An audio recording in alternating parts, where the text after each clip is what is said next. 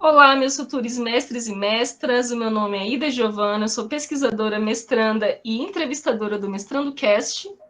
E eu sou o Gustavo Assis, eu sou mestre em Direito pela UNB, eu sou mentor acadêmico e o criador do GPS da aprovação no mestrado.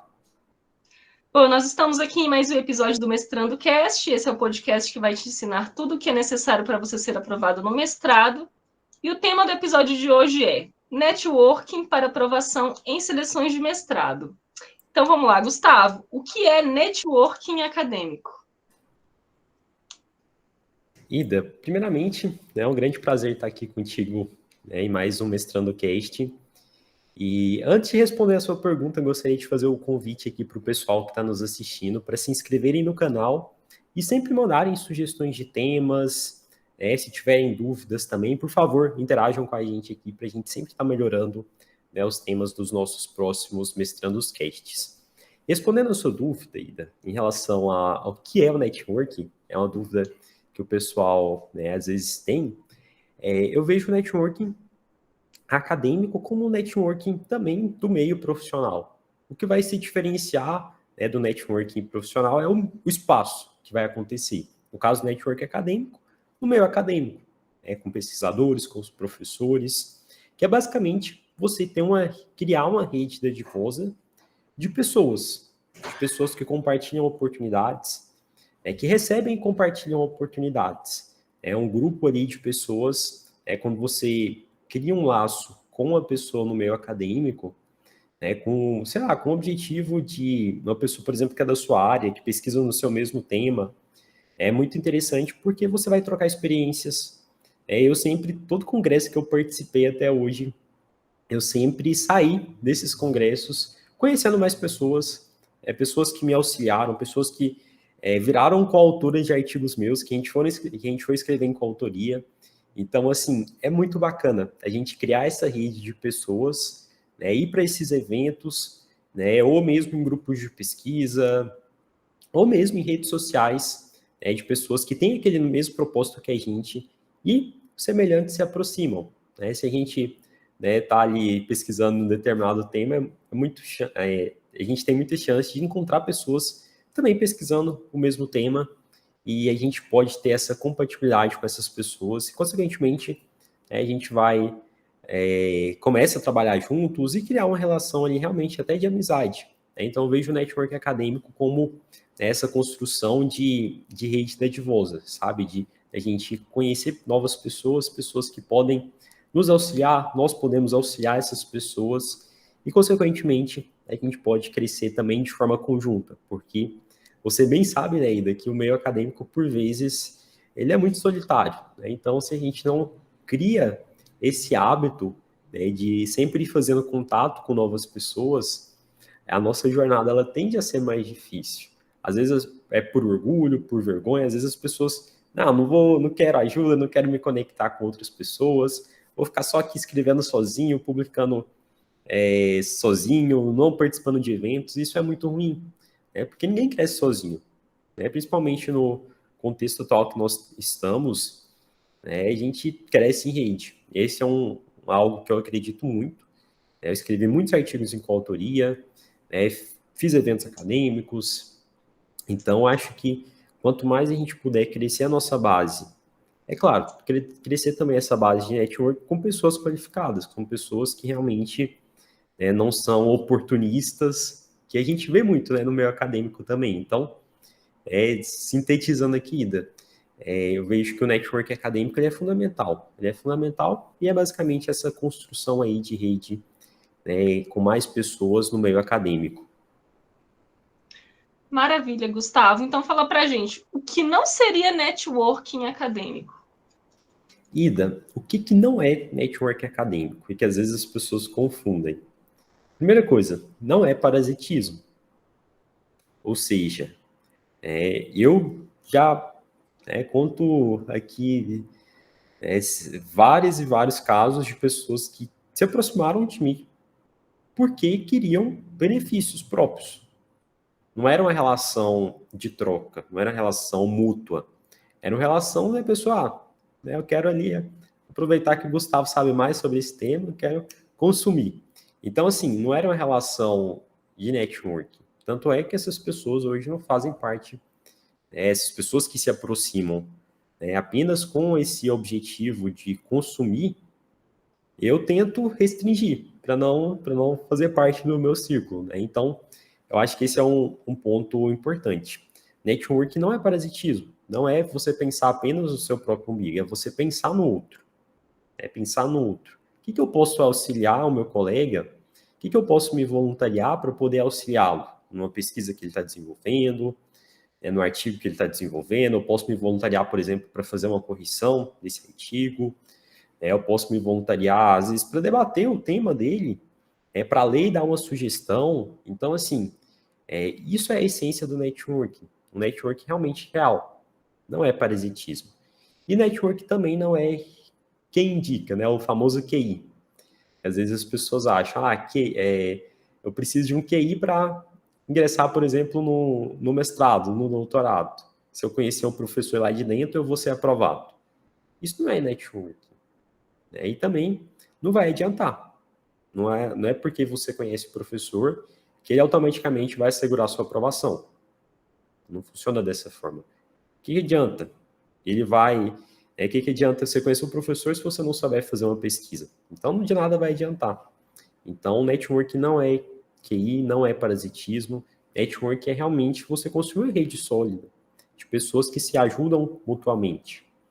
Então, essa é basicamente o que eu vejo como não network acadêmico. Parasitismo, principalmente. Perfeito, Gustavo. Então, responde para mim, né? Por que é tão importante fazer networking no meio acadêmico pensando em uma seleção de mestrado, né, Gustavo? Um network mais voltado como uma forma de potencializar aí a preparação de alguém que vai se candidatar aí para uma seleção. Excelente pergunta, Ida. Pensando agora em networking, para as seleções de mestrado, eu separei aqui 4 pontos. Primeiro ponto do networking. Fazer networking com outros estudantes e professores pode ampliar muito o conhecimento de uma determinada pessoa sobre um assunto, sobre um tema, sobre os desafios e tendências atuais naquele campo de estudo que ela está pesquisando. Então, quando a gente faz networking, a gente tem essa oportunidade de, principalmente, fazer networking com pessoas que estejam num degrau acima de nós. Para quê? Para que a gente possa crescer. Então, esse é um ponto bem interessante. Primeiro ponto é em relação ao conhecimento. É fundamental você fazer network para você ampliar o seu conhecimento. Você não amplia o seu conhecimento só lendo artigo. E às vezes as pessoas acham, vou ficar lendo aqui 1 milhão de artigos. Mas não funciona assim. A gente precisa conectar com outras pessoas. É muito importante. Não adianta nada se só ficar lendo artigos. Segundo ponto, por que é tão importante, do network? Em relação à questão das referências. Pode ser, Ida, dependendo de algum programa de mestrado, eu já vi em programas de mestrado que para o candidato participar, ele precisa de uma carta de aceite do professor ali do programa. Ele precisa de uma carta de aceite para ele poder participar das etapas, e nem uma carta de aceite para ele automaticamente ter acesso à vaga. Não, é uma carta de aceite para ele poder participar do processo seletivo. Isso acontece. Claro que não é a regra, mas existem processos seletivos que funcionam dessa forma. E aí, como é que você vai fazer? Você vai simplesmente mandar um e-mail para o professor, fulano, tem interesse em participar do processo seletivo, você pode me dar uma carta? Não funciona assim. Então, você vai ter que se aproximar ali do professor, participar de um grupo de pesquisa que ele está, de congressos, fazer perguntas, para depois você chegar nesse nível ali de intimidade para conseguir uma carta, por exemplo, de recomendação. Então, essa parte de referências é muito importante e está dentro justamente dessa parte do networking. Terceiro ponto do porquê que é importante o networking em relação às oportunidades. Você conhecendo novas pessoas, são novas oportunidades de você entrar em grupos de pesquisa, escrever artigos em coautoria, se aproximar de outras pessoas, fazer novas amizades que vão potencializar a sua jornada acadêmica. Então, eu acho que esse é um ponto também muito importante, porque a partir do momento que você se conecta com outra pessoa, e se realmente for uma relação recíproca de networking, você vai compartilhar oportunidades, a outra pessoa também vai compartilhar oportunidades, Eu me lembro, Ida, que quando eu era um graduando, eu fui participar do meu primeiro Comped, acho que eu já te contei essa história, né, e já contei também algumas vezes lá no meu Instagram. E eu estava começando ali na área acadêmica, né, de fato, a pesquisar, a escrever artigos, e eu fui apresentar um pôster no Comped. O Comped, para quem não sabe, né, é o maior evento aí científico na área do direito. E isso era 2017, estava lá no Comped em Brasília, apresentando um pôster. E do meu lado, acho que quase do meu lado, tinha um rapaz pesquisando o mesmo tema que eu, só que com a abordagem do direito tributário.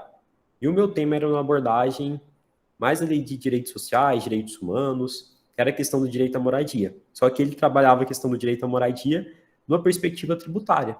E aí, papo vai, papo vem, a gente começou a conversar.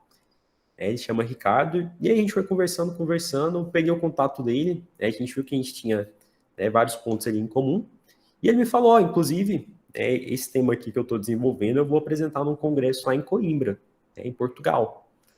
E aí eu perguntei, que congresso é esse?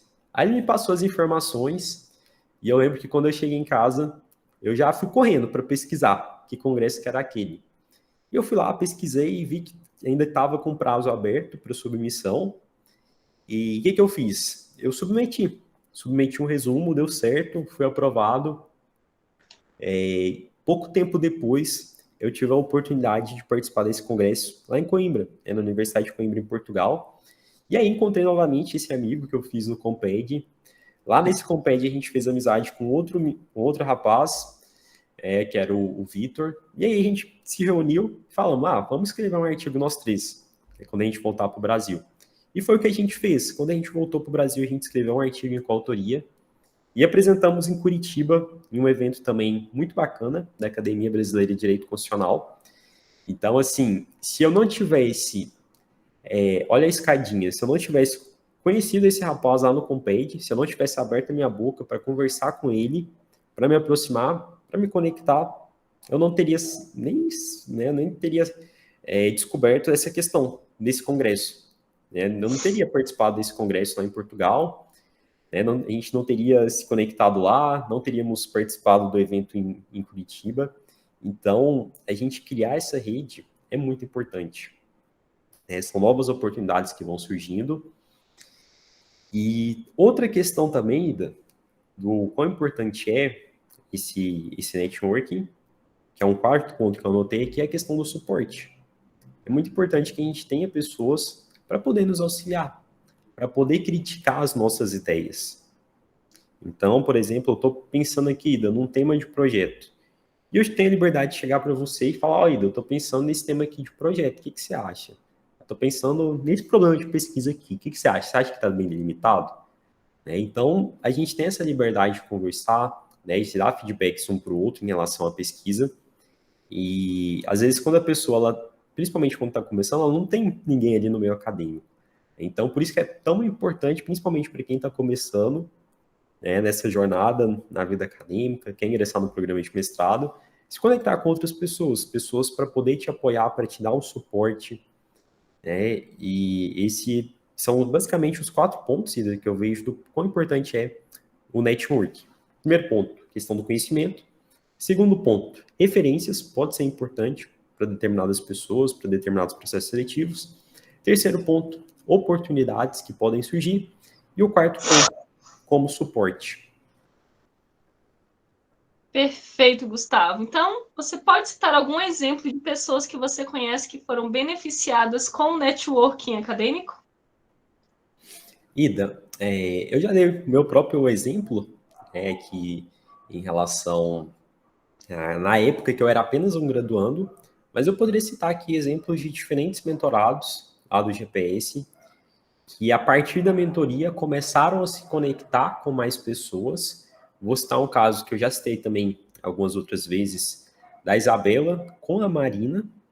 As duas se conheceram através do GPS, da mentoria, e elas viram que tinham muitos pontos em comuns, e elas decidiram escrever um artigo, inclusive também para apresentar em um congresso em Portugal. E esse artigo foi aceito, elas escreveram em coautoria, se tornaram amigas por conta desse por conta da mentoria, se conheceram na mentoria, se tornaram amigas, viram que tinham proximidades, criaram essa relação de networking, e hoje as duas são mestrandas. As duas, antes de ingressar no mestrado, já entraram em grupos de pesquisa, conseguiram entrar em grupos de pesquisa, fizeram network com outras pessoas e foram amadurecendo academicamente. E esse é um ponto fundamental. Então, Ida, eu só vejo com bons olhos a questão do networking. Você também, antes mesmo de ingressar no mestrado, você já foi desenvolvendo uma rede ali de pessoas boas ao seu lado, enquanto você era aluno especial do mestrado. E tudo isso foi também, serviu para te estimular para que você posteriormente conseguisse a sua aprovação no mestrado. Sim, Gustavo, sem dúvida alguma. O networking foi um passo bem importante, né, para a consolidação aí dos primeiros passos mesmo para uma preparação, né? E agora caminhando para as próximas perguntas, Gustavo, porque muitas pessoas ainda são resistentes a fazer networking acadêmico, mesmo você já tendo demonstrado que o networking acadêmico é uma excelente estratégia para você potencializar a sua preparação para um processo seletivo. Ida, tem 5 causas que eu vou falar aqui agora para responder a sua pergunta. Mas antes, quero fazer aqui um convite para quem está nos assistindo, para não se esquecerem de se inscrever no nosso canal e deixarem sugestões de novos temas, para a gente poder sempre estar trazendo temas cada vez melhores aqui para o Mestrando Cast. Se tiverem dúvidas também, por favor, deixem as dúvidas nos comentários, a gente responde todo mundo. Então, se inscrevam no canal para vocês sempre também receberem notificações dos nossos próximos podcasts. Ida, te respondendo, por que muitas pessoas, mesmo sabendo que o network é bom, ainda são resistentes a fazerem network? Listei aqui 5 causas.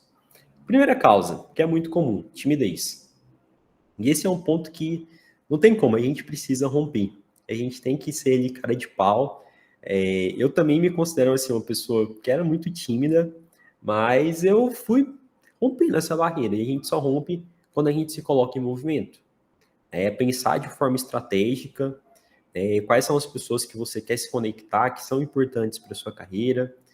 E ser cara de pau, chegar a conversar, não tem como. Então, esse é um primeiro ponto, timidez. Muitas pessoas, pela questão da timidez, acabam travadas e não fazem networking, o que é muito ruim. Outra questão, falta de confiança. Falta de confiança na pessoa lá, dela ficar pensando, mas eu vou tentar me conectar, e se a pessoa me ignorar? Então, aí já entra num outro ponto, que é o medo da rejeição, que é uma terceira causa. Então, às vezes a pessoa tem uma falta de confiança, tem um medo de ser rejeitado, também é uma outra causa comum. Uma outra causa comum, falta de tempo. Às vezes a pessoa não tem tempo para participar de eventos, mas às vezes a gente acha que network é só conectar ali presencialmente em eventos acadêmicos. Não. Você pode fazer network hoje pelas vias sociais, pelas mídias sociais. Eu conheço diferentes pessoas que eu só tenho contato através das redes sociais. A gente nunca se topou em congressos acadêmicos, mas a gente tem conexão nas redes sociais, a gente conversa, inclusive, já escrevi artigos em coautoria só com pessoas que eu conheci nas redes sociais. Então, não usem a falta de tempo como desculpa, não usem o medo de ser rejeitado como desculpa ou de confiança. Eu sei que dá um friozinho ali na barriga, mas você tem que começar para você criar a sua rede.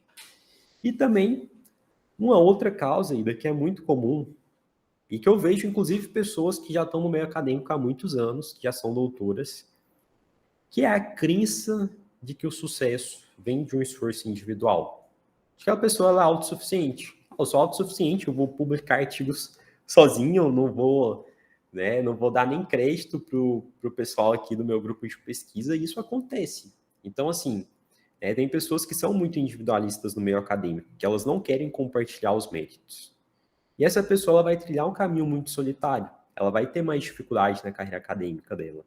Mas é uma escolha que ela está fazendo. Então, gente, meio acadêmico, network só funciona se você tiver essa visão de crescer de forma coletiva. Se você for uma pessoa individualista, sinto muito, network não vai ser para você, tá bom? Então, só para a gente reiterar aqui, são 5 pontos: timidez, falta de confiança, medo da rejeição, falta de tempo e a crença de que o sucesso vem de um esforço individual. São essas 5 causas que levam muitas pessoas a evitarem fazer networking, mesmo sabendo dos benefícios.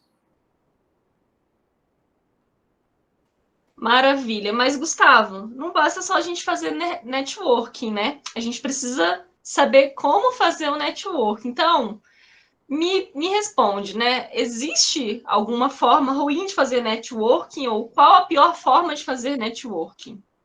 Excelente pergunta, Ida. Tem 4, eu anotei aqui 4 pontos para a gente poder conversar, das piores formas de fazer um networking. Primeiro ponto, a pessoa que usa de um tom ali sincero na fala, de uma forma fingida. É importante que você faça o networking de uma forma autêntica. Você não mostre que você está querendo obter ali benefícios pessoais daquela pessoa que você está se conectando. Então tem que ser algo ali que seja natural, de uma forma mais natural. Não que você quer. Se você já chega na pessoa, ô fulano, você pode, né? Você nem conhece a pessoa, fulano, né? Eu quero entrar no seu grupo de pesquisa. Você pode me passar um material? Você pode me mandar um artigo? Esse artigo que você está falando? Então, eu acho que essas abordagens muito diretas, sem antes uma contextualização, criar uma conexão, um vínculo, elas tendem a dar mal, né? Tendem a dar ruim. Então, tomem cuidado com abordagens muito diretas com aquelas pessoas que você quer se conectar, porque isso pode causar um espanto na pessoa que está sendo abordada. Ninguém gosta de receber uma abordagem muito direta. E também ninguém gosta de pessoas que são fingidas. Você sabe que a pessoa está ali conversando contigo porque ela quer algo. Ninguém gosta disso. Então, esse é o primeiro ponto. Segundo ponto, pessoas que são muito insistentes. Né? E se você tentou se conectar e você viu que a pessoa, né, não está conversando contigo, não está dando moral, não fique insistindo, porque vai ser pior para ti. Tá bom? Então, né, tentou criar conexão, viu que não deu? Bola para frente. Tem várias pessoas que você pode se conectar. Outra questão também, não se preparar adequadamente. Então, assim, principalmente, Gustavo, eu quero me conectar com um professor. É um professor que ele é referência na minha área.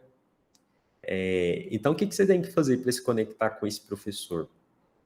Você tem que conhecer a produção dele, é o mínimo. Para você poder conversar com esse professor, para você chegar nele e começar um diálogo, falar, nossa, professor, né, eu li uma obra sua, né, inclusive eu lembro de um determinado capítulo que eu fiquei numa dúvida, né, quando o senhor falou sobre determinado ponto, e aí você vai conversando, né, ele vai se sentir prestigiado, porque ele vai ver que você leu uma obra dele, que você é um admirador da obra dele, e a partir disso você pode criar esse vínculo. Agora, se você mostra que você não tem nenhum domínio, professor, eu nunca li nada seu. Né? Então, já é algo, né, que vai ser difícil de você criar essa conexão, do que se você se preparar adequadamente, fizer perguntas certas, né, e que sejam adequadas ao ambiente. E a outra questão, né, que pode prejudicar o network, que eu vejo, é a questão da pessoa que não mantém um contato. Né, em relação às vezes tem um primeiro contato, mas é um contato que não se mantém. Então, para você ter esse network, você precisa, de forma ali, frequentemente, estar conversando com essas pessoas que você tem no seu círculo, se colocando também à disposição, se possível, e não só ativando o seu círculo de networking quando você precisa, o que é muito ruim. Por quê? Porque essas pessoas ali que você considera que está no seu círculo de networking, elas vão começar a te ver como, o fulano ele só me procura quando ele precisa, quando ele tem alguma dúvida, quando ele quer alguma coisa. Então, assim, lembre-se que o networking é uma forma compartilhada. Então, se coloque à disposição, dessas outras pessoas, não pense apenas no seu próprio umbigo. Acho que é uma excelente forma ainda. Né? Então, são basicamente esses pontos. Ser fingido, ninguém gosta disso. Ser insistente, também ninguém gosta. Não se preparar adequadamente. E outra questão, não manter um contato que seja frequente. Perfeito, Gustavo. Agora, caminhando já para a última pergunta. Qual a melhor forma de fazer network? Já que você já nos falou a pior forma, né? E eu separei 5 formas de fazer network.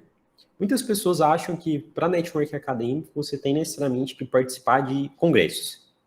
Sim, os congressos são muito interessantes, inclusive é a primeira forma que eu coloquei aqui, participar de eventos, conferências na sua área de interesse, porque é um excelente espaço para você fazer contato profissional e acadêmico com outras pessoas que estão ali estudando aquilo que você também pretende estudar. Excelente forma, congresso. Mas não se restringe a apenas congresso. Eu já até dei o spoiler numa pergunta anterior sua, Ida, em relação às mídias sociais. As mídias sociais hoje, pessoal, são muito importantes. Então, mídia social para pesquisador. Você pode usar um LinkedIn, tem o academia.edu, tem o Twitter, que muitos pesquisadores utilizam. O próprio Instagram, Facebook, você pode também fazer contato com outros pesquisadores. Outra forma que nós temos de network, da terceira forma, participar de grupos de pesquisa. De grupos de pesquisa ou então de grupos de discussão ali nas redes sociais. Eu faço parte, por exemplo, Ida, de uma associação que é de constitucionalistas latino-americanos. E aí eles me colocam lá numa rede de e-mail e eu consigo ver a troca de e-mail desses pesquisadores, grandes professores de PPGs na área do direito, que ficam conversando, compartilhando material.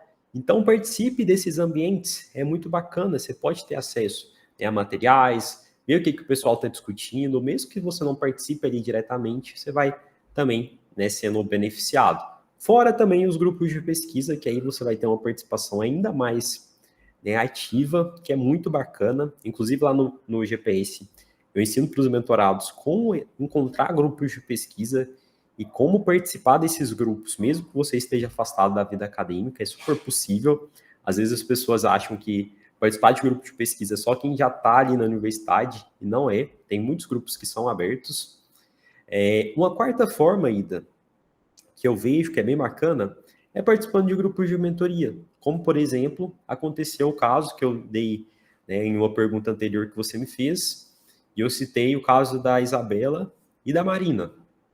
Elas fizeram network através do GPS, se conheceram no GPS, escreveram um artigo em coautoria e hoje são mestrandas. Então, participar de mentorias, mentorias específicas para aquele objetivo que você quer. Gustavo, eu quero entrar num programa de mestrado. Beleza, participa de uma mentoria específica sobre isso.